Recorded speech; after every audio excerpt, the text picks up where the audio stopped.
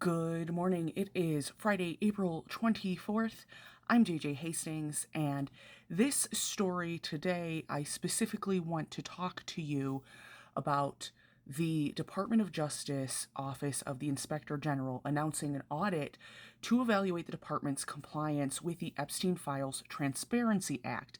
Now, the investigation follows months of criticism regarding the DOJ's failure to adhere to the law, which required the full disclosure of all files related to Jeffrey Epstein and his accomplice, Ghislaine Maxwell, by December 19th of 2025.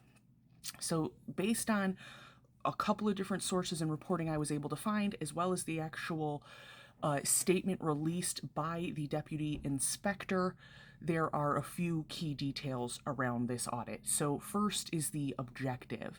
Deputy Inspector General William Blyer stated that the audit will assess the DOJ's processes for identifying, collecting, redacting, and releasing records. The OIG intends to issue a public report upon the audit's completion.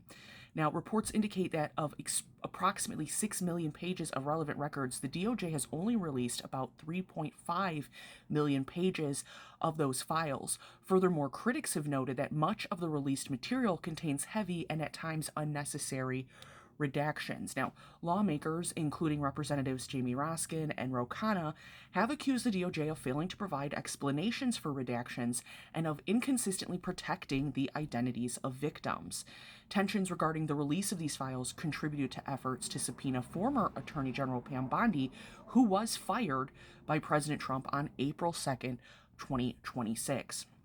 Attorneys representing Epstein survivors have expressed support for the audit, characterizing it as a necessary step toward holding the DOJ accountable for delays that have caused further distress to the victims. Now, the OIG previously investigated Epstein's 2019 death while in federal custody, a case in which the Bureau faulted correctional staff, but currently maintains still that his death was not the result of a criminal act. So I will be keeping an eye on this, what comes out of it, if there's any more details.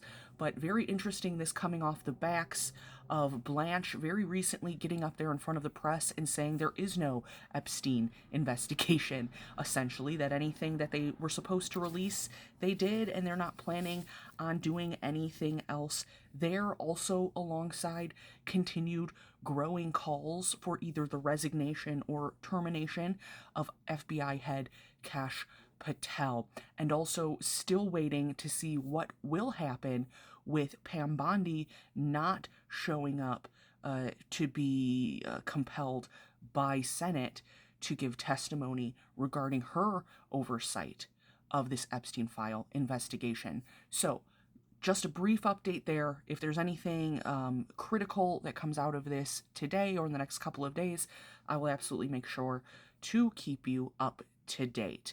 Let me know whatever questions you have down below. As always, I'm JJ Hastings, and I'll see you in the next one.